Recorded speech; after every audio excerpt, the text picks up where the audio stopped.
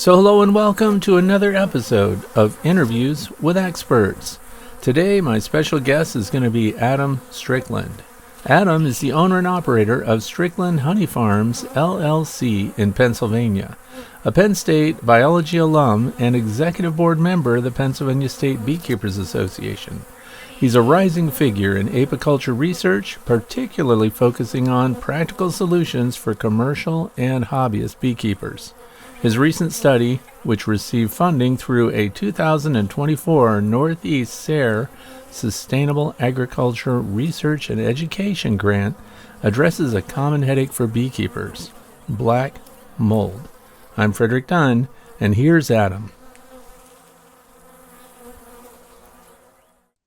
So here we are with Adam Strickland. Adam, thank you and welcome to the Way to Bee podcast, Interviews with Experts. I'm really glad to have you here.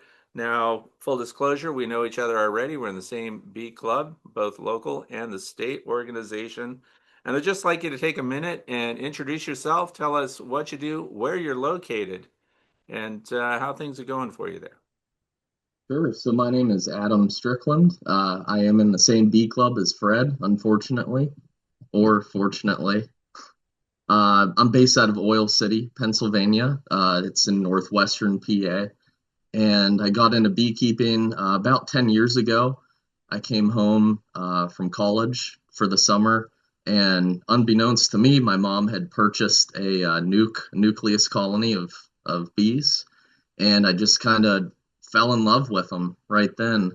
That fall semester when I went back, I joined the Penn State Student Beekeeping Club, and the rest is history. Ever since then, I've been trying to learn as much as I can about bees. I'm a lifelong learner, and it's funny, I would study bees so much in college that my roommates thought that I was taking a course on beekeeping, actually. I think they saw me study more for bees than they did any of my classes. So yeah, and then I graduated from Penn State with a degree in biology, moved back to home here. I kept beekeeping in the background as I continued to grow my numbers and work some different jobs. And then last May, I went full-time beekeeping. So I'm running around 300 colonies right now.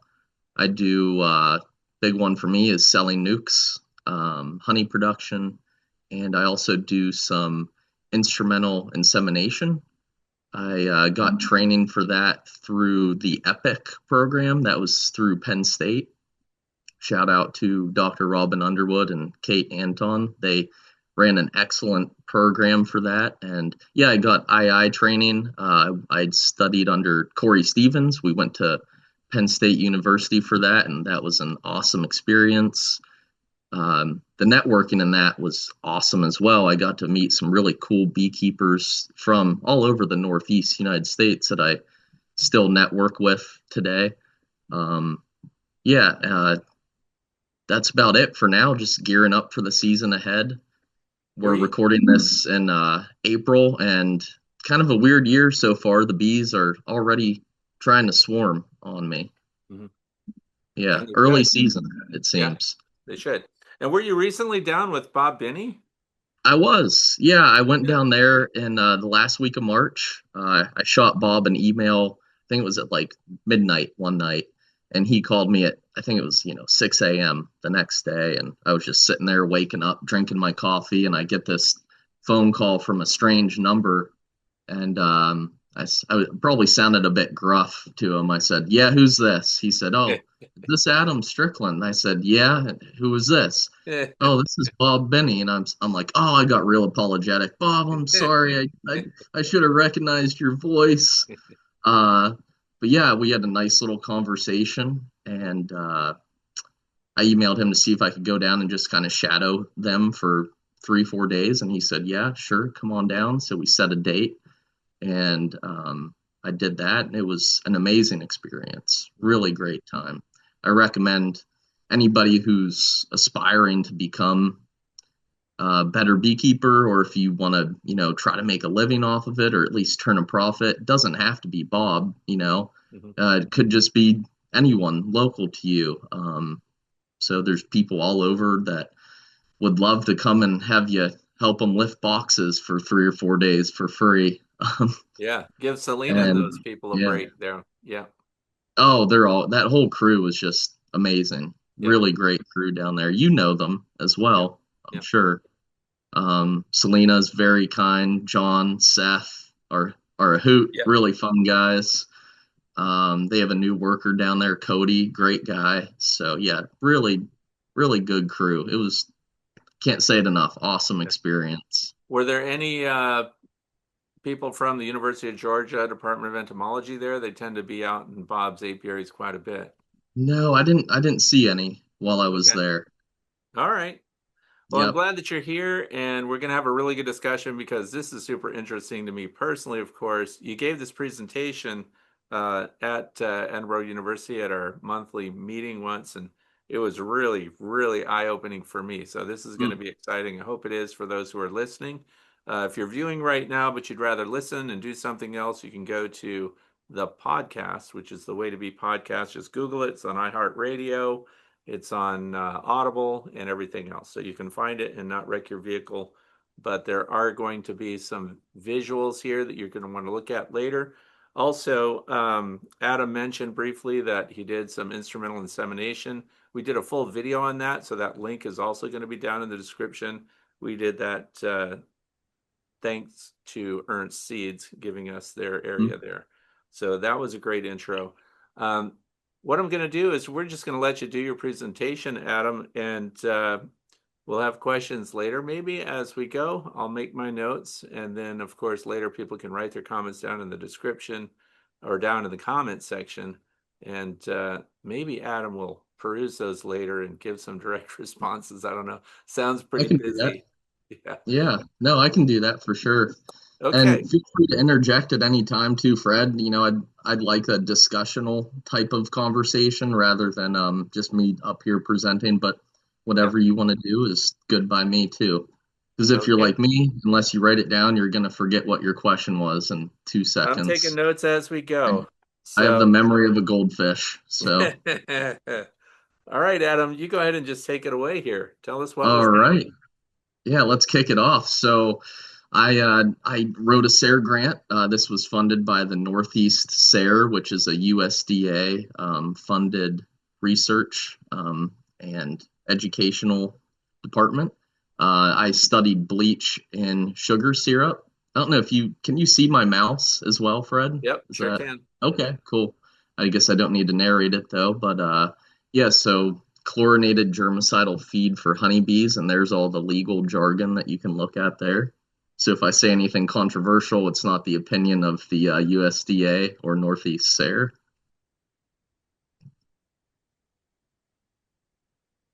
And all right, so why do we feed bees sugar syrup in the first place? Personally, I do it a lot for queen rearing. I always like to feed a thin sugar syrup so that they better produce wax to draw out those queen cells, like you see there. And Bob Benny has done a lot of talking about this on his channel and has presented some pretty cool research that the thinner syrup you feed to an extent has some really interesting benefits over, say, like 2 to 1, which is better for pre-winter feed, something like that. Whereas the thin syrups have an extremely stimulative effect. But getting a little off topic there, but could also feed sugar syrup to improve queen acceptance, whether you're introducing a queen cell or a mated queen or a virgin queen for that matter. Faster growth rate if you want to accelerate your nuke growth rate so that you can sell them quicker to your customers. Really important to feed through the summer dearth, I think. For me, that hits in my area around the middle of July typically, and it'll usually last until the knotweed blooms, bamboo, middle of August, and colonies can really kind of start to tumble downhill if they don't have some reserves there. So I really like to feed during the summer dearth, and that I'll kind of speak on this later too, but that really prepares them to take advantage of that fall nectar flow that we are so fortunate to have in our area. Winter prep, feed them 2 to 1 sugar syrup to get them heavy for winter. I'm a big believer that the feed for winter should be in the comb where it's meant to be, not, of course, if you have to, mountain camp method or fondant patties, hive alive, whatever, great stuff if you have to. But ideally, I think that feed, the honey, should be in the comb above the cluster where it's been for eons for those bees. That's what they're used to, that's what they know, and that seems to really help winter survivability. Poor weather is a big one, especially in spring. I'm sure you got the same weather as me last night, Fred. We had a dusting of snow. Yeah, Uh, just to let you uh, know, it's 26 degrees here. yeah, And I frost seeded a bunch of plants last night because I knew did this was you? going to happen. Yeah, so Mhm. yeah, Some weather pollinator challenges. mix. What's that? Some Ernst pollinator mix, perhaps. It was actually clover that I'm going to mess up the name of it. Loden, maybe. What's that called? Do you know what I'm talking about? The taller clover Loden. that works in wetter soils. Oh, like sweet clover, you mean? Uh, Or no, no, it's like white Dutch clover. clover's the standard, but I think this is called Loden or something like that. Okay. It's the Hmm. taller, bigger blooms, more nectar, but needs a lot of moisture. So I have a lot of wetlands here, so it's actually going to be really good. Well, plenty of moisture this year. It's been raining in northwest Pennsylvania pretty much Yep. every day, it seems, which is good. We need water for nectar, right? Um, yeah, next bullet point there, climate change. I talked to some older beekeepers and they say I used to be able to know when the nectar flow would start within a day or two. Oh, it would start May 9th. That's when the tulip poplar trees would bloom or what have you. Now it's just today it seems so much more variable. I mean, I have bush honeysuckle blooming down my way, and usually that doesn't start until 3 weeks from now. So with climate change, it just seems very makes things very erratic as far as bloom time. So feeding sugar syrup can help us, kind of better prepare ourselves for that. Decreasing pollinator habitat, another good reason to feed sugar syrup with ever increasing population and intensive agricultural farming, we have decreasing pollinator habitat. So, yeah, that's why we feed sugar syrup. And oh, shoot, I meant to take this slide out. I'm sorry, Fred. I'll skip over that one. You get, for those that are just listening, There- it started, the title was Why I'm a Better Beekeeper Than Fred, Part One. Apparently, it's a multi-part, Oh, yeah. uh, Yeah, taking me there's down topic by topic series. part two So, is in there later. all right. Back to seriousness. Okay, previous work. So a lot of beekeepers feed uh, chlorinated sugar syrup with bleach in it already, but there was really no existing data showing whether this was beneficial for the bees or, harmful to the bees.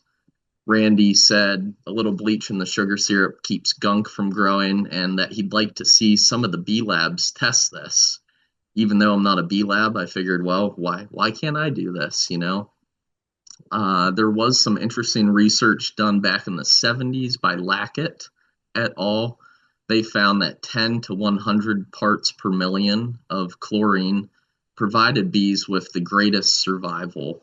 So this was not on a colony level, if my memory serves me correctly, that they did this study. They had bees in a lab with little cohorts that they would feed varying concentrations of chlorinated sugar syrup, and that was the Goldilocks zone that they found. Any greater or lower concentrations of chlorine resulted in shorter lifespans for the honeybees.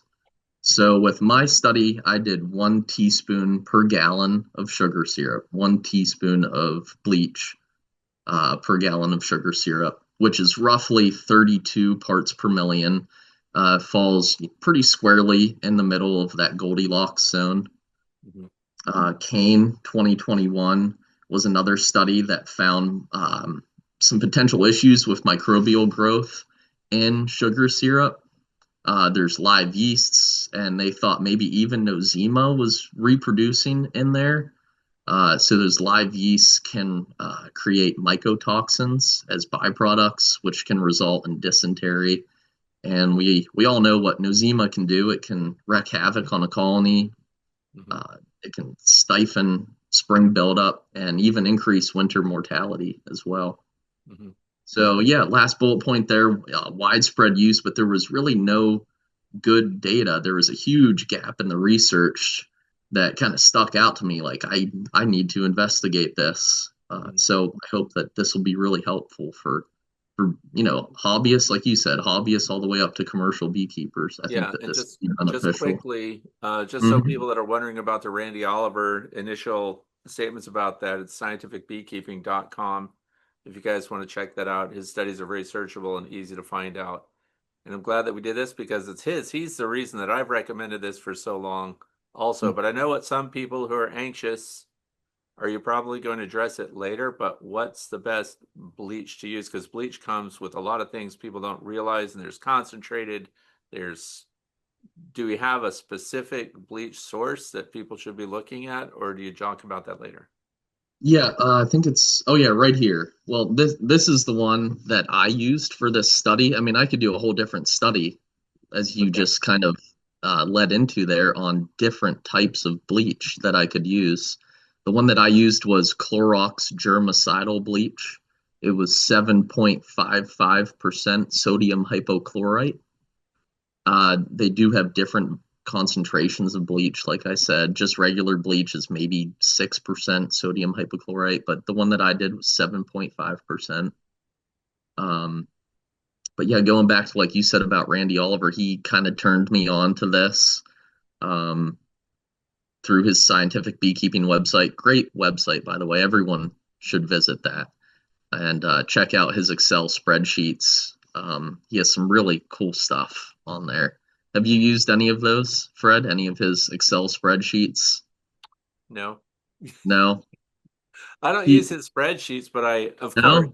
lazy Yeah. man's reference. I just link Yeah. Randy Oliver every time I bring up something that he's delved into. It's much better and easier because one of the reasons I don't directly reference even his proportions, he updates his stuff Mm, fairly often. So I'd rather mhm. send them to the source because then if there's an update, they're going to see that.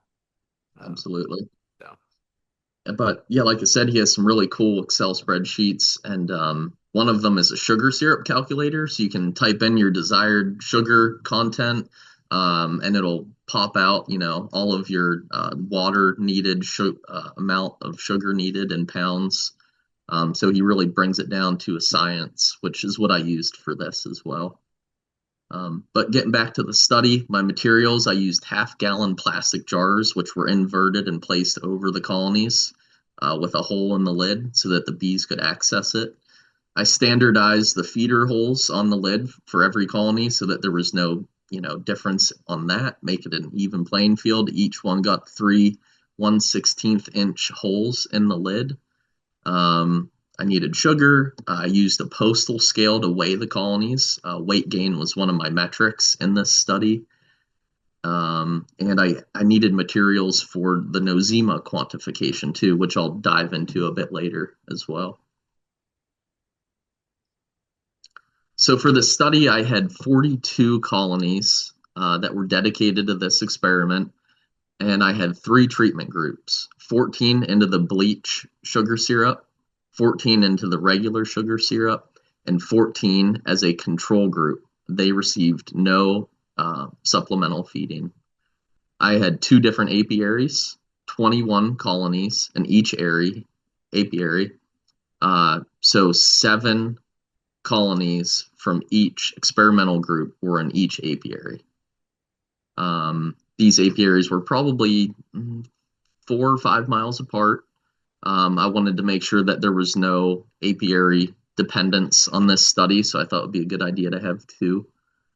Colonies were formed on June 16th and June 18th of 2024, and they were given a mated queen from the same queen mother. I wanted to make sure again that this was an even playing field and that there were no differences based on perhaps the genetics of the queen that I gave these colonies.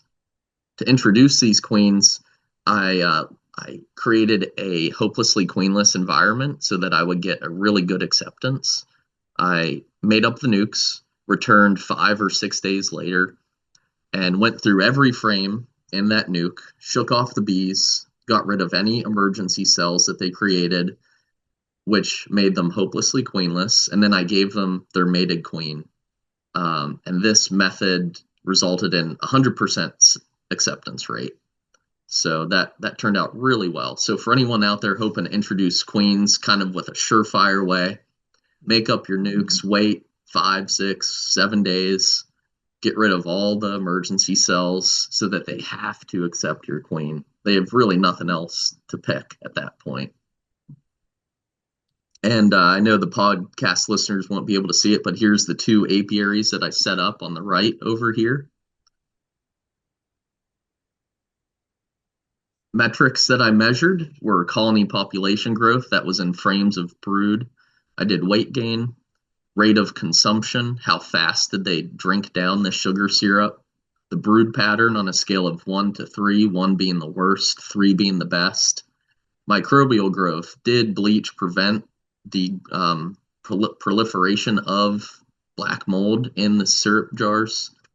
Nosema levels, winter survival from October to March, and remunerative advantages, which is just a big fancy word for, is it profitable to add bleach to your sugar syrup?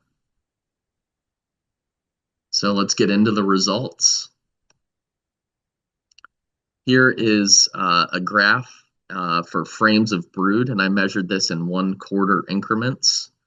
So you can kind of see here on the graph that the colonies that were fed bleach in their sugar syrup had, on average, way more frames of brood, probably about 1.5 more frames of brood on average.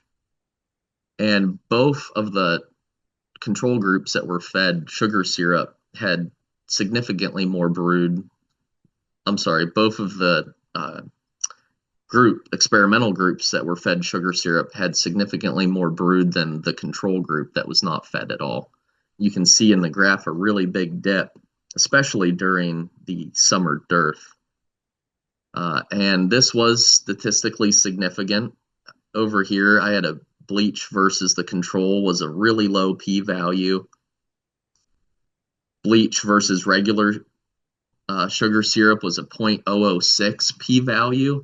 So this was highly statistically significant that bleach did result in more frames of brood.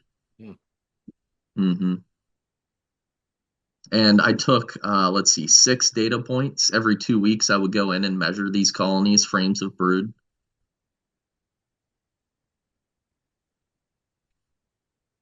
I also did weight gain.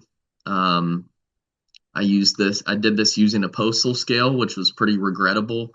It was easy at first, but towards the end, when the goldenrod flow kicked in, some of these colonies got quite heavy, and it was kind of backbreaking work to lift them onto a postal scale, but we got it done. I added boxes as needed to accommodate the colony's growth throughout the season.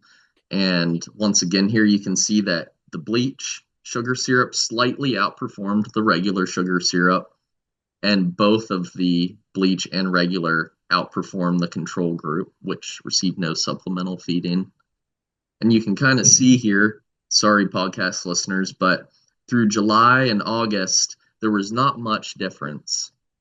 And I kind of alluded to this earlier, but what this feeding did was it really prepared the bees to be able to take advantage of the knotweed and goldenrod when it started to bloom middle to early September, middle of August to early September. So there wasn't much difference until about the middle of August there. And then you can see them really start to diverge. So I think Randy Oliver once said that colonies need about a half a gallon of sugar syrup for every week just to kind of maintain themselves and not start to decline. So you kind of see that in this graph here in terms of weight gain. So going back, that's almost a pound a day, we're saying. I guess it would be. Yeah. And the other thing, I just have a question. It looks like all of your configurations are 5-frame nucleus boxes. Yeah, I did that for this study. I thought maybe I could keep them smaller to an extent so that it would be easier to lift onto that postal scale. But still, at the end of the study, I mean, some of them ended up weighing, um, over 40 kilograms, which is, gosh, what is that in pounds? 80, 90 pounds, I believe, something like that. Yeah. I should have just used pounds. I was trying to be all Yeah. fancy and Don't scientific don't be using don't be too kilograms. inclusive. Don't be too inclusive. But another I'm trying to question be that I have too, worldly. any hmm thought on whether or not the growth would have been different even with different configurations? For those of us that use the nucleus boxes, we're all kind of saying the same thing. Man, they really build up fast in those smaller spaces or in that tall, narrow column. And I hmm realize it is an even playing field because your hmm control group was in the same configuration. But in Right. the future, any ideas about maybe using different size brood boxes? Sure. I'm actually going to add that to my list. I didn't even really consider that. So, but like you said, it was an even playing field, right? Even the control group Yeah. was in the same style, but they were all in the same style boxes. So if I had to gander a guess, I would say that the results would be similar. Mhm. Uh, Okay. you know, d- doesn't matter on the hive style per se. Okay. Um, Maybe they wouldn't do as well in a flow hive, but I'm just jabbing at you, Fred. Okay. Um, I really liked that flow hive you brought in, by the way. That was very cool to the meeting on Saturday. Very Thank you. nice. Yeah. And but yeah, so you can see here all these results were again statistically significant. The bleach outperformed the regular sugar syrup and the control. Mhm. Rate of consumption, that was one of the metrics that I was going to study. However, I needed more frequent measurements. Whenever I got back to, like I said, I did these measurements every 10 to 14 days. Whenever I got back, all of the jars were empty. It was not feasible for me to drive to these apiaries I think really to do this right, I'd have to be there every 1 or 2 days to measure the rate of consumption. And these two apiaries were 25, 30 minutes away from me. And that would just have been a huge cost that I didn't write for in the grant. So maybe that's another thing we can do down the road as future research. Brood pattern, like I said, I did a scale of 1 to 3, one being the worst, three being a rock star. There was no real difference in brood pattern between the bleach and regular sugar syrup. However, with the control that received no supplemental feeding, you can see that big dip during the summer dearth. So, yet another reason to ensure that your bees have good nutrition is make sure that they have that sugar syrup so that they maintain and stay healthy throughout the year. Microbial growth. Um, I tried to take photos of the same 3 jars throughout the whole season here. Got two regular sugar syrup jars on each side and a bleach in the middle. And you can see the microbial growth progression through the summer. The regular sugar syrup jars, the black mold grew all up the sides. It kind of starts in the bottom of the jars and grows up the sides. And black mold did grow in the bleach sugar syrup jar. It did not totally prevent it. However, as you can see in the photos here, it's extremely minimal compared to the regular sugar syrup.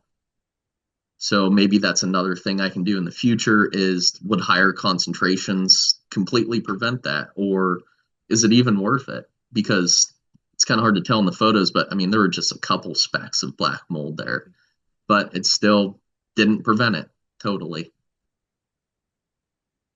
And I think that maybe part of the reason that this works is as that sugar syrup draws down, and this is just me spitballing here, but I think that as that chlorine off gases out of the sugar syrup, there's chlorine gas maybe trapped in the vacuum of that jar, which I think is what maybe helps prevent some of that black mold growth.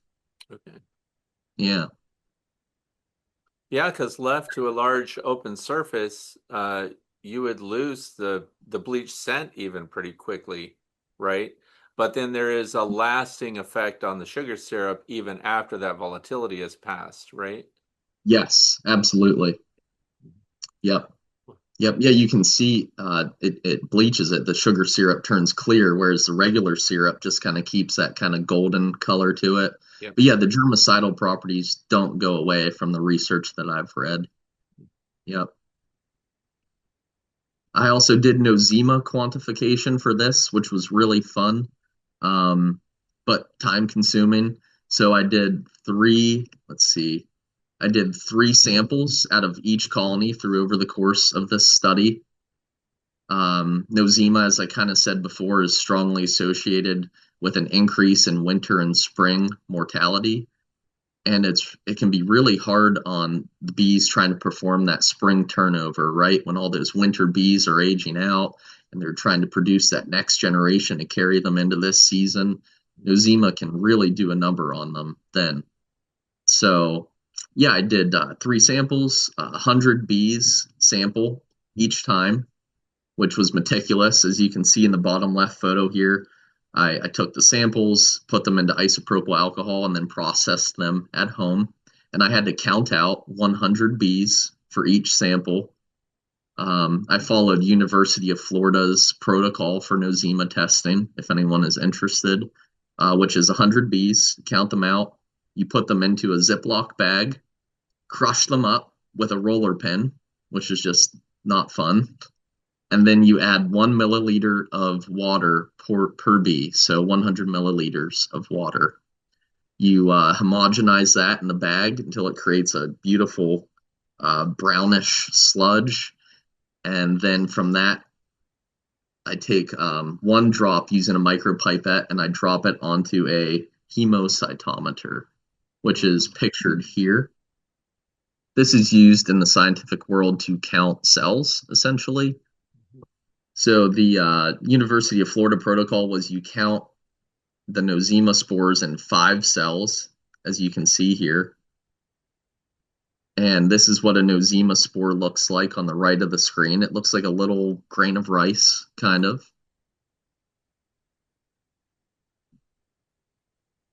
And here are the results for nosema, which is now called Varroa, is my understanding. Have you heard What? about that, Fred? I Yeah, did they not know that, reclassified. but Yep, this is they not my paradigm. reclassified it. Okay. Yeah. I just So need to yeah, know in case somebody asks me, because right. Well, now you know. Varroa, apparently. and spell that please for the listeners. Yeah, Varomorpha. Varimorpha. Okay, Varomorpha. thank you. Yeah, welcome. So for the nosema, this did not come out statistically significant.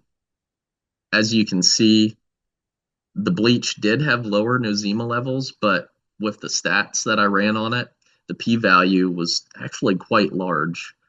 Um, so not statistically significant, but was it biologically significant? Which means, did this have real world value? And I think that maybe these lower nosema levels could explain maybe why they had that more frames of brood or the higher weight gain. I would like to do some future research on this as well. As you can see on the graph here, these samples were taken in early August, early September, and early October. I would really like to do some continuation of those samples and see what they look like in winter and see what they look like coming out of winter into spring, if those lower nosema levels maintained or what happened.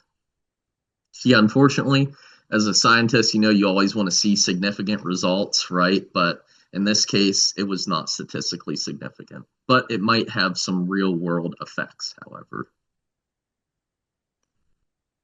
Winter survival, the control experimental groups, excuse me, that were fed did survive winter better, 93% winter survival, compared to the control group, which received no supplemental feeding. They had a 79% winter survival rate. Yet again, another reason to feed your bees, especially through that summer dearth, so that they can capitalize on that fall flow. And this was just all using 1-to-1 sugar syrup. I'm not sure if I mentioned that or not, but the ratio that I used in this experiment was 1-to-1 sugar syrup. So remunerative advantages. Is it profitable to add bleach to your sugar syrup. Based on this study, it is 1.5 more frames of brood per colony, costs about 5 seconds, right, to dump in that 1 teaspoon of bleach, and a penny, which now the penny is out of production. So if we're rounding down, this costs 0 cents, right, to do this, or a nickel. But yeah, bleach and syrup colonies average 3 frames of brood more than the control and 1.5 more frames than the regular sugar syrup. Time cleaning these jars, if you're going to be cleaning these jars every year, I timed this. I cleaned 10 jars of from both the bleach group and the regular group. It took me on average about 1 minute to clean the bleach jars and about 2.25 minutes to clean the regular sugar syrup jars, which might not sound like a lot, but if you're cleaning 100 of these, this adds up to maybe 2 hours difference. Mhm. And time is very valuable. It's our most valuable asset. So if I have two more hours to spend with my family or dogs or to do more bee work, that's way worth it to me. I'd like to, Bleach, yeah. yeah, I'd like to add something to that. Randy Mhm. Oliver, to quote him again, sometimes we have rapid rounds or these larger reservoir style feeders, which of course weren't part of the study, but that was one of his early suggestions was that by putting bleach in your sugar syrup, when you filled those, you saved yourself from having to withdraw the feeder and do this cleansing. So you were actually using your sugar syrup as your cleanser with the bleach Oh, added. that's So cool. I kind of like that idea because who wants to take off just as you've described? Washing these things takes up time.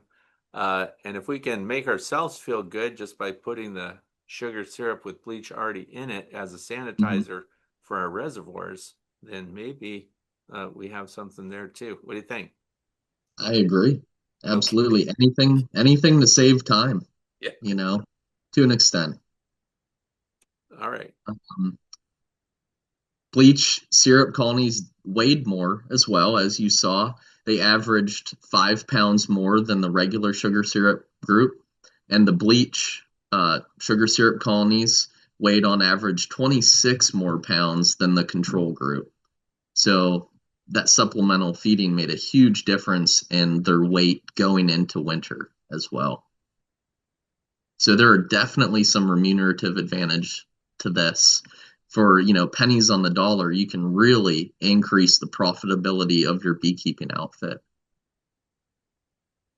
Varroa populations. So when I took those samples of bees for the Nosema quantification, I had all of these bees in isopropyl alcohol, and I felt terrible from those 100 bees. All I did was take one little drop out of that sample and put it on a hemocytometer. And I thought, what else can I do with all of these bees to make their sacrifice a little more worth it, right? I thought, well, I essentially did an alcohol wash in all of these colonies as well.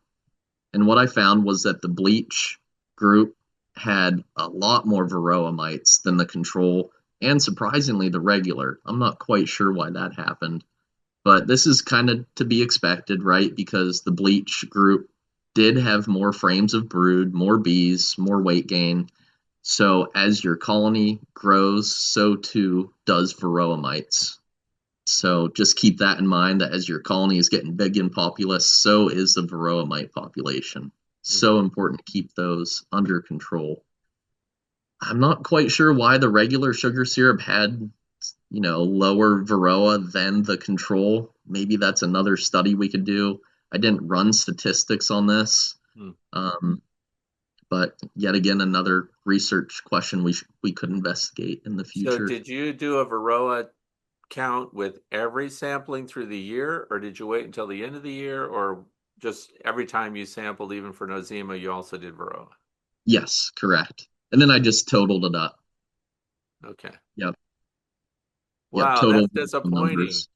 I really wanted the bleach to be a Varroa spanker. Now I I can't sample. know, me too, but All right. no, it made more Varroa actually. Okay. And what about sampling drones? for Varroa or Yeah, Nosema. yeah. Not for Didn't do that. Nosema, but for the Varroa mites themselves. I mean, if they're on the workers, again, we're comparing across the board, all the Mhm. same sampling, but I guess it doesn't make a difference. Yeah, I didn't sample drones Yeah, specifically. I know Dr. Zachary Lamas has done a lot of Dr. interesting Lamas, work yeah, yeah. Is it with Lamas? It's not Lamas? llamas. You're Is it probably right. Lamas? It's probably my Oil City accent I saying it just weird. saw him and I was calling him Zach Lamas. He didn't correct me. Llama. It's probably llamas. It's Lamas, like here's the moss, like Lamas. You're probably right, Fred. Okay. I have a weird accent. You Here in do. Pennsylvania, I wasn't gonna point that yeah. out, but now since you're hitting We're yourself, at an interesting intersection here in PA. We have the New England accent meeting Appalachia, meeting Midwestern. It's a okay. weird crossover area. All right. Um, Back on yeah, track. Okay. back on track. Discussion. So there appears to be no harmful effects to adding bleach to sugar syrup. It actually seemed to result in slightly better performance. It resulted in more bees, healthier bees, and more honey. So it made my operation more profitable to do this for very little effort and very little money. The feeder types that I did use, like I mentioned, were those jars. And yeah, I would like to do some more future research on different feeder types. I would like to do varying concentrations of bleach to see if that makes a difference. Some people have also approached me about apple cider vinegar, Thymol. That would also be cool to study that, see what that does. Rate of consumption, I mentioned that. I would really like to do this at some closer bee yards that I have so that I can see if bleach is sucked down faster by the bees or not. I would like to do a 2-to-1, see if this is beneficial in different sugar to water ratio sugar syrups. I had a lot of people ask me if any of the bleach or chlorine ends up in the honey, and this is just my hunch. I really don't think it does. Going back to kind of what Randy Oliver said, bees need about a half a gallon of sugar syrup per week or so to just sustain function and kind of maintain.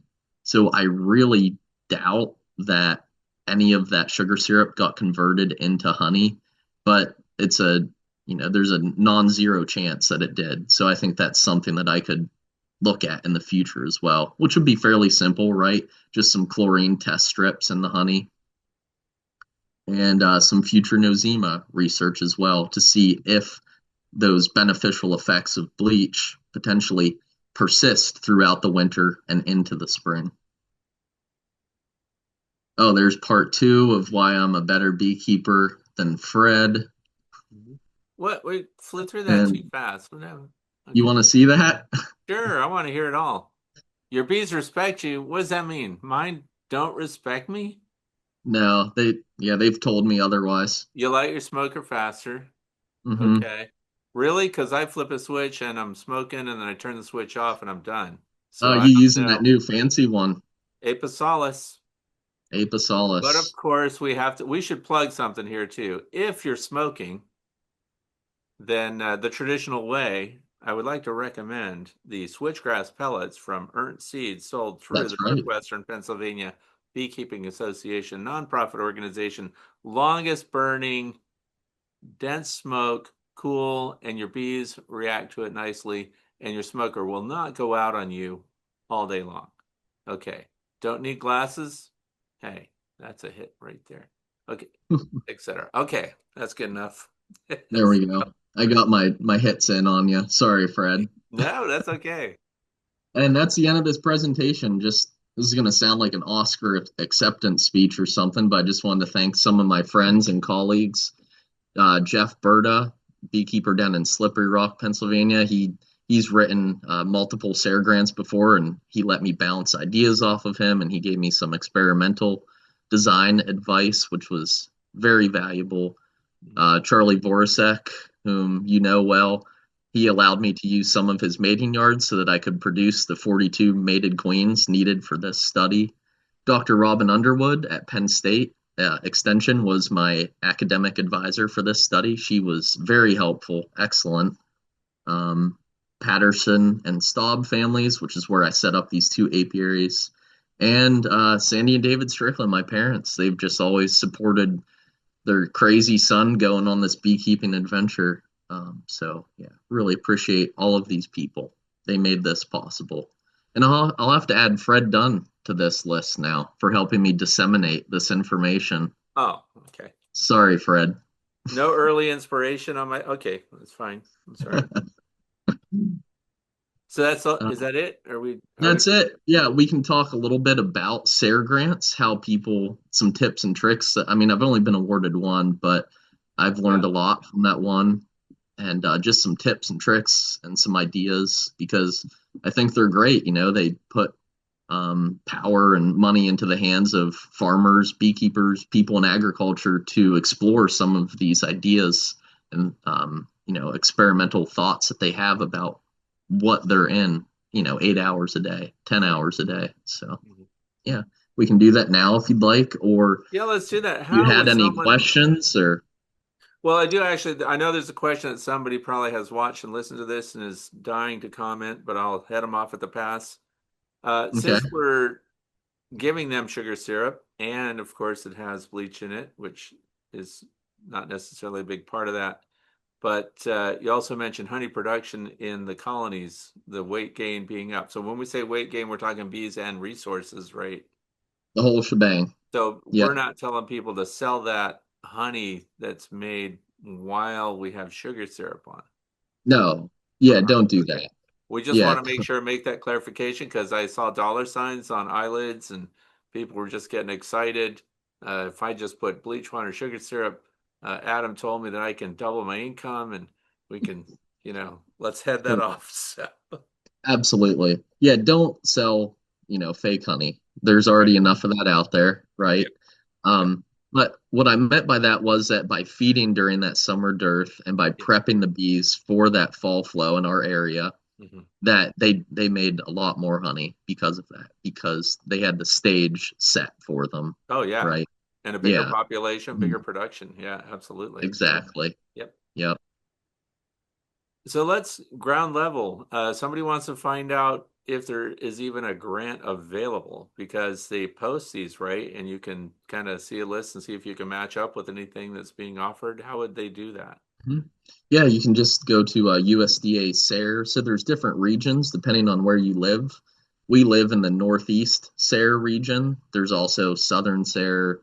I forget what they are, Midwestern SARE. But yeah, make sure that you look at your SARE region that you are in. And on there, you can find basically a calendar of when things are due. The farmer grant, SARE farmer grant, which is what this was, is typically due in November. So you have some time. And if you do want to write that, it takes a little bit of time. It probably took me 40 hours to write this up, something like that, to do it right. I think I have the slide here. So what are SARE farmer grants funded by the USDA, multiple regions, and they are reimbursement based. So they're not going to give you money ahead of time. Just keep that in mind. And nothing against SARE, it's just the way that it works, but it takes a little time for that check to come in, even after you build them. So you kind of have to have that all financially planned out as well. Some tips for writing a farmer grant. The best place to get started if you want to do stuff like this is find gaps in research, kind of like what I did. You don't have to come up with a super novel, interesting, brand new idea. It just has to be that there's maybe no data on this thing, which is just as valuable as the new ideas. But, it's really important to fill in the gaps and fairly easy to identify those gaps as well. It helps to have some scientific writing experience. So I got some in college, getting my degree in biology, writing papers, stuff like that. There's certain language that I think these grant awarders like to see. It's almost like its own language in a way. So having some experience in that really helps. You need some connections to write a SARE grant with an academic advisor. You need to know a PhD, like mine was Dr. Robin Underwood. Mhm. They want you attached to someone like that, and it's basically them signing off like, "Hey, I vouch for this guy. I'll oversee his work and just make sure that everything is done in a scientific manner." So, if you're interested in this, start to establish those connections with someone. Usually, like a great place to get started is your local land grant university, like Penn State.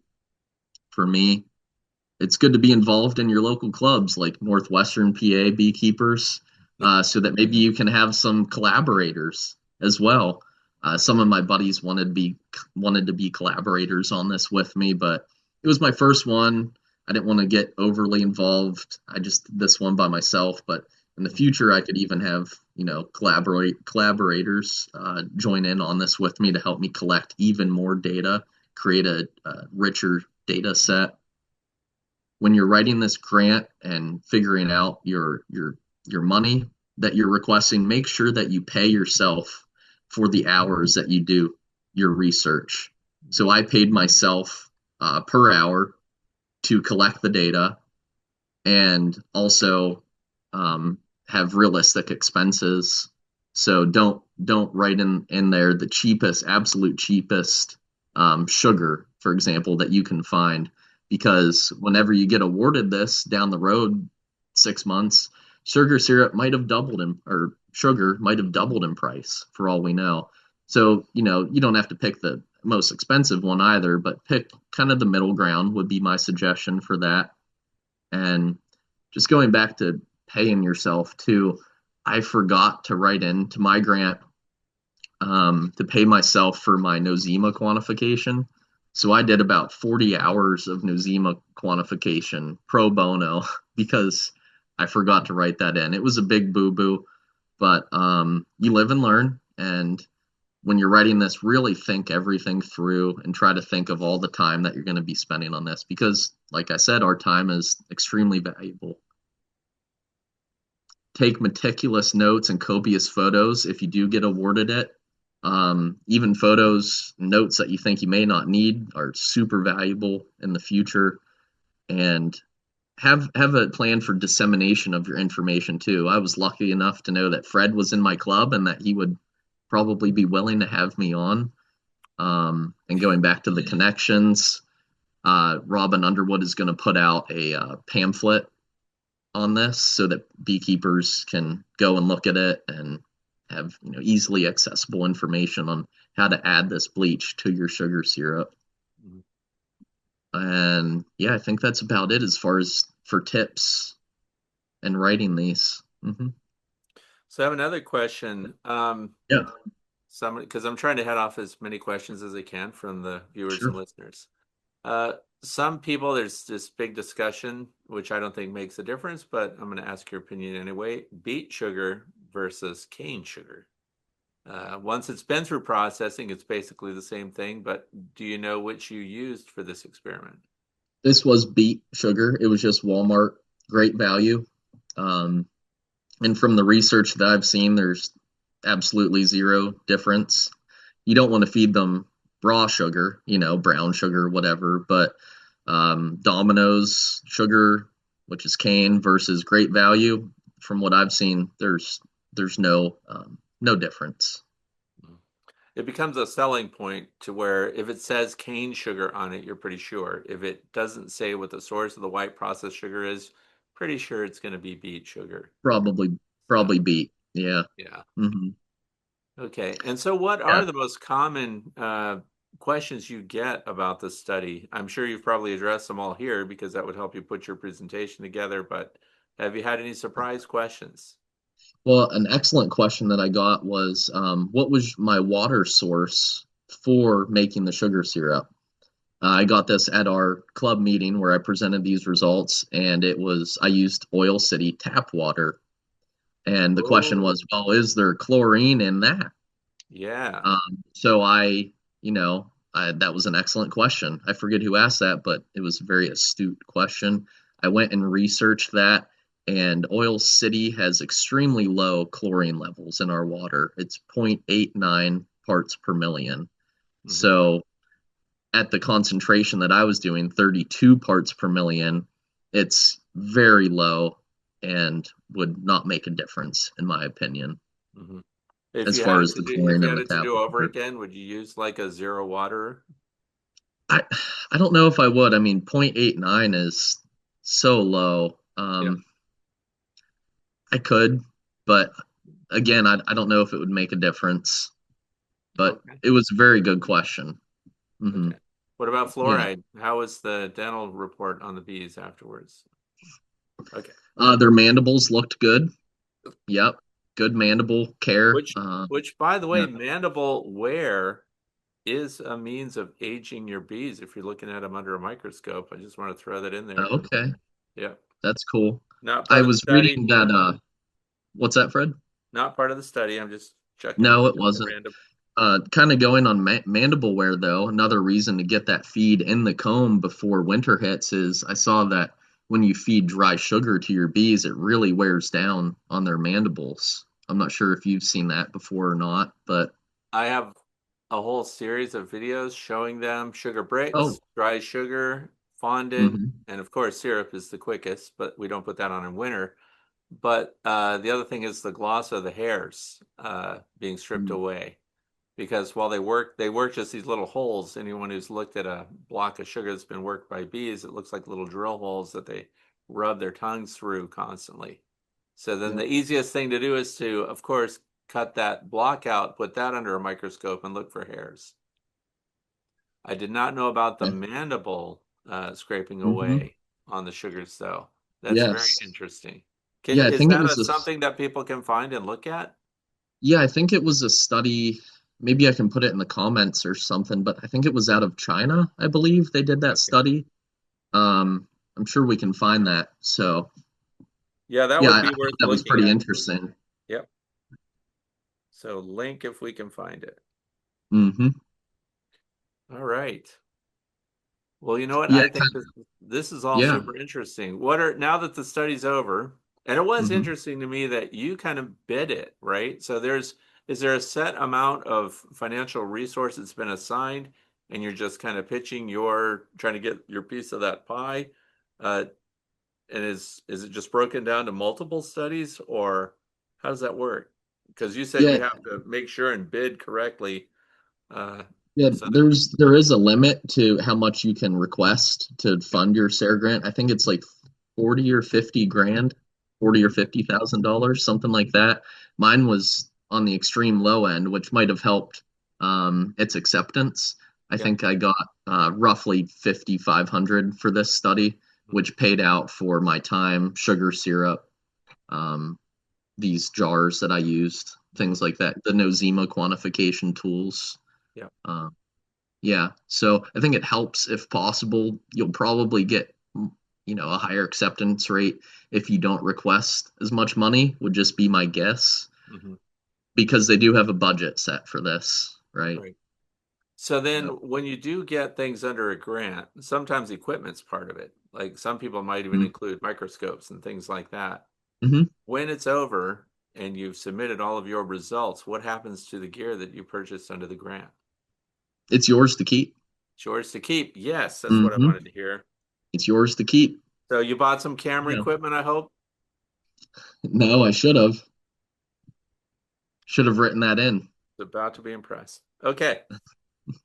Well, Adam, I want to thank you for your time. I think this is going to be really interesting, and it's something that I was impressed when you gave the presentation at Edinburgh University. And I'm Yeah. glad you've brought all this together and that you have also a way forward, maybe with some variables, so you can continue this. Without a grant, are you going to continue some of this on your own? No, I'd really like to do it with a grant, I think, just because some of this is so intensive, like especially the Nosema quantification is a huge time drain for me. Yeah. Um, so yeah, I really would like to proceed with a grant again, if possible. Mhm. But if not, I'll try to truck along. Oh, so that's Yeah, actually another level. This was your first grant. it was. Yeah. Okay.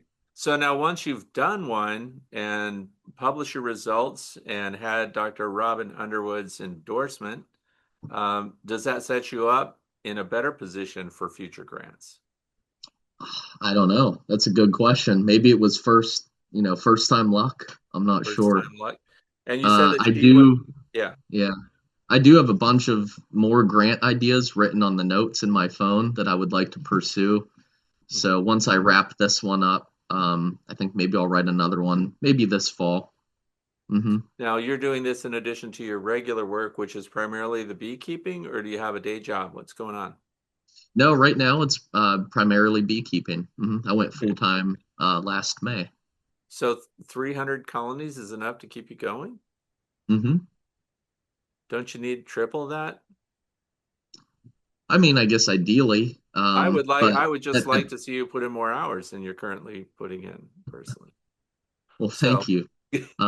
Yeah, I mean, I but think if you're I tripled selling my bees, you're selling queens and packages as well, or nucleus no colony. packages. What are you Yep, no selling? packages, just nukes, nukes and lots of honey as well. Okay, And so if our somebody were yeah, asking right now, how can I get a nucleus colony from Adam? What would it run me?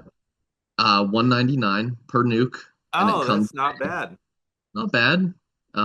It comes in a wooden nuke box, nice wooden nuke box, not an easy nuke, nothing wrong with those, but it's yours to keep. It comes with five frames, brood resources, 2026 or current year's queen, produced from my best instrumentally inseminated breeder stock. I try to bring in some cool, interesting genetics. So I have some mite biter genetics in my operation from Purdue University. Ankle biters, I've yeah. brought back genetics from some other beekeepers that I've visited around the eastern United States. So And you, honey is a big one for me. Goldenrod being a major honey producer for me.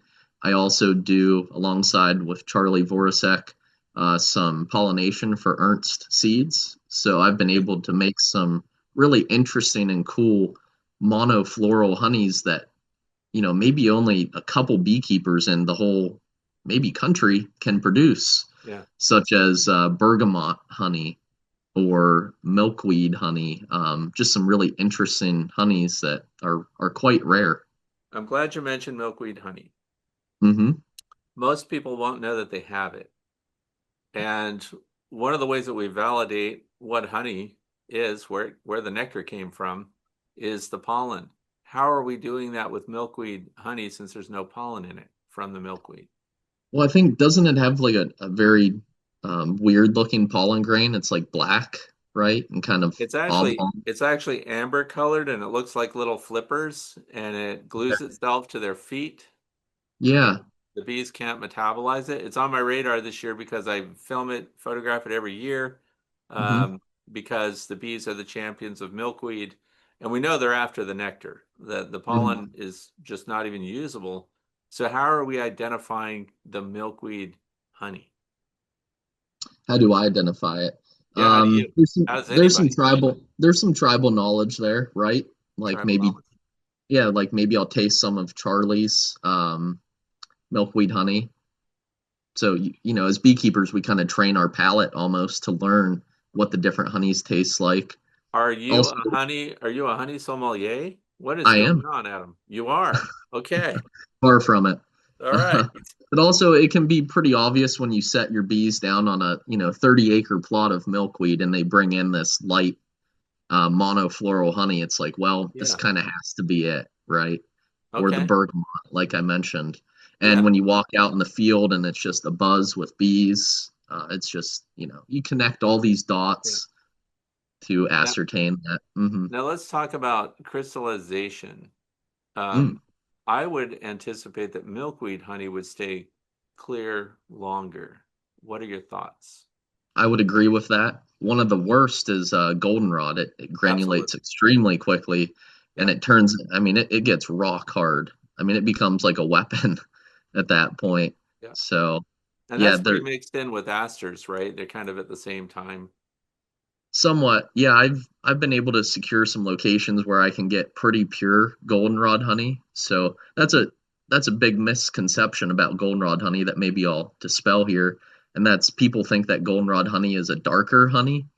And maybe it is based on your area, but in my area, goldenrod is extremely light in color. and has kind of like a beautiful golden hue to it. So Mhm. I think when people think they're getting goldenrod honey, they're actually getting aster and knotweed Masters, yeah. mixed in with Hmm. that as well. But yeah, if you can get pure goldenrod honey, it's very, very light in color. And I love that smell. It smells like ka-ching to me, money coming in the front door. Is Uh, it Kaching or yeah, Chuching? Is it? chut. You said Kaching. I In think my it's area, it's Chuching. ka-ching. Oh, it's Kaching where you live? Okay. Because the old cash registers, shishing, there was like a, it didn't have a Shishing. ka. I would think it's time to replace your uh, register if it was making the ka. Yeah, Like, maybe a little WD-40. okay, yeah. So there are like 20 varieties of goldenrod. How do you know Mhm. which one your bees are really working? Or which one is I, best for the bees? so what I found is the taller, the better. Okay. Um, yeah. When I was down in Georgia, going back to Bob Binney's, they have goldenrod down there, and we were talking, and they asked me what my major nectar source honey Mhm. producer was, and I told them goldenrod, and they were kind of taken aback, like, "Wow, you actually make honey off of that?" Because down there Oh, they just get a pollen off of it. And I said, "Well, how tall is it down here?" They have a different variety. It's mhm. shorter. It's maybe, only 3 or so feet high. Whereas in my locale and your locale, I mean, it can get over our heads in some locations. Mhm. And I forget, maybe is that the Canada goldenrod? I know there's a bunch of different varieties, but Yeah. long story short, I've found that the taller the goldenrod plants, whatever varieties those are, seem to produce more honey. Because one is even called early goldenrod and it That's blooms right. early, so Blooms in like July yeah, people are 4th. like, doesn't this feel Yeah. early to you? Said it should. It's Happens every early year. Yeah. goldenrod. Yeah. So yeah, because Right. people And lump it all together and it's very different. If you had yes. if you had acreage under your control and you Mm, could plant anything you want in great that would question. give you the longest resource return, what would it be? Mhm. Can I give you like three Yeah, give me options? your top three. Okay. Bergamot would be one. Monarda fistulosa. It's our native bee balm. Its bloom is purple, kind of pinkish blue in color. It Monarda? blooms at the perfect Monarda fistulosa. Yeah, it blooms at the perfect time of year, kind of in July when we're having that summer dearth, and it produces a really light, beautiful, almost minty tasting honey. Another one for me would be Phacelia. People grow it as a cover crop in some locations. It's a purple flowering plant, and I've done a little research on that, and there's some claims that it produces extremely high yields of honey per acre. I did plant some one Is year. that the Um, common name for that? What is Facilea? Are you using botany terms on me? no, What's that's that? its common name, Phacelia, Facilia. Phacelia. That's Oh, also its Latin name too, okay. Faecilia tansif. Oh, I'm gonna mess it up, but yeah, and Yeah, it's a because beautiful like, plant. oh, it's what? It's a beautiful plant too. The bees get like a purple pollen from it, produces a fairly light honey. It's If yeah. So I when we think look at, go ahead. if you know Richard Knoll, the beekeeper in France over there, I think Yeah. some farmers over his way will plant plots of that, and Okay. I'm fairly jealous of him for that. Okay. Well, Yeah. look at his Um, processing building for starters. oh my Talk, gosh, it's talk beautiful. about something to be jealous about. Oh, I know. He really thought that out well too. I mean, he thought of everything. Well, yeah, he But it's thought of his beautiful. personal comfort is what he did because He you sure think did. it's got a cappuccino machine. It's got everything. All right. One So more plant, if I could add one more, would be yeah. sweet clover. I, So Dutch another one clover, is Dutch clover. no Oh sweet. wait, sweet clover is the really tall Yeah, yellow stuff, right? yeah, tall. There's a yellow and a white It doesn't variety even too. look like clover, really. It's actually not even a true clover. It's not in the trifolium Yeah. family.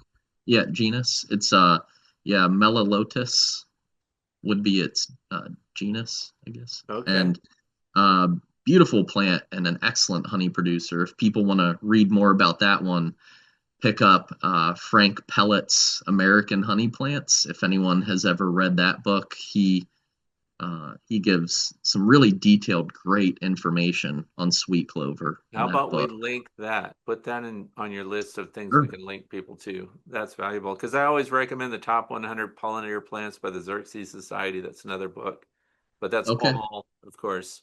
We're focusing a little bit on honeybees here, but you mentioned like Monarda, bee balm. The Mm-hmm. bees can reach that. Is that right? Because I've Well, thought the yeah. honeybees didn't have a long enough tongue to get the nectaries on those, but they do. Well, that's a great point, Fred. Maybe it's the type of bees that I'm running, the genetic Your background. bees have longer tongues? Maybe they're the Richard Simmons of the bee world, you Oh, know? So, you did not go there. For people that are watching who understand Knights in Satan's service. Okay. Yes. All right. But we there can are cut that out actually if need there be. are bees that have longer tongues that can access more resources. Do we know what those genetic lines are? Is it the Carnica Caucasian? I think might have longer than the Italian, Yeah. if Is it I'm not mistaken. significantly longer? Like how much are we talking? Well, I'm not sure. I don't know the answer to that. All right. So we'll just Yep. have question marks over our heads here. All right. So There's you're another research study. so the things that so you wouldn't plant any of the hyssops or agastache or anise or any of that? I mean, you could. I just said I don't really have any You just have your experience with that's just those. your if you had a field, that's the stuff that you said is what you're sticking with, those top three. Yeah, yeah, those three are You, great. you'd add And sweet clover trees, beets too. if I can throw in one more thing, Throw in a trees. tree. Yeah, throw in It's a some longer trees. term investment, but I mean, if you can plant some basswood and you have the time, I Yep. mean, what a beautiful tree that Yep. is. Also Excellent known honey as producer. also known Linden. as the linden tree. Yep. Yep. But yeah, beautiful tree. Black locust, tulip poplar. If you're lucky, maybe some sourwood like Bob has down there. Yeah, that's all Bob talks about is sourwood. I think he gets most of his Oh, crop from that, right? yeah, that's his big one for sure. And he can get a premium price for it too because it's really only made in kind of that region of the Okay. United States. And of course, I took home some sourwood honey that he gifted to me, and it's absolutely delicious. Okay, would you say that no, even if he wasn't going to listen? Yeah, I would. It's Okay, very all good. right. I just got to run it by. I just got to make Sure. sure. Okay, what piece of equipment do you not currently have that you wish you did? Hmm. Oh boy, that's a good question. I would say a brand new bee truck. Right now, I'm doing all my beekeeping with my 2012 Toyota Tacoma. Okay, So if I could have a Ram 3500 flatbed, I think I'd that's take it. that. That's your whole bee truck. Sure. What about some big fancy trailer that you pull behind it? Sure. Yeah, I use a trailer from time to time. Because you've seen those trailers that have the fancy, like they can turn and they've got all this control. The wheels will actually turn and then the trailer Hmm. goes. Have you seen those? No, I haven't seen the adaptive steering trailers. I guess it It's would be. amazing. Well, they get out and they kick these releases around and like the whole trailer will like pivot because they use them to deliver prefab buildings. Okay. I haven't I'm heard of pretty those. impressed. So I was thinking if somebody was a beekeeper, that would be at the high end. Boy, yeah. I liked that box lifter that you brought in as well. I thought that was a Yeah, pretty cool gadget. Very yeah, cool. that does work Yeah. really well. Because as beekeepers, our backs are the first thing to go. I'm seeing a chiropractor right now for lower back issues. Yeah, particularly So, yeah. for the frail beekeeper, lifting You calling me is frail, Fred? I didn't say that. I was using it as a generic term. It's Sure. nothing I've personally experienced, but I've heard about it. And that's why I'm looking out for people that do not have great structural ability when it comes to picking things up and putting things down. So Was that an Arnold Schwarzenegger reference there? actually, I think that was on Saturday Night Live when they made fun of weightlifters. Oh, Like I pick things up, I put things down, yeah, that's It's like, right. what do you do? Okay. All right. Well, that's a lot of fun. I'm sure everybody's really happy to be listening to that. I want to I hope thank so. you. I want to thank you for joining us, Adam, and I hope that the listeners found this useful and that you like this format. So, if you like it, of course, thumbs up, subscribe, whatever you do, and leave a comment down in the comment section. So, thanks a lot, Adam. I appreciate it. Thank you, Fred. Great to be on here. Really appreciate it. Yep. Anytime. And that wraps up another episode of Interviews with Experts. I hope you won't forget to go down in the video description and visit all the links and extra information that we've provided there. If you like the series, don't forget to give it a thumbs up and subscribe to this channel for more. I'm Frederick Dunn, and this has been The Way to Be.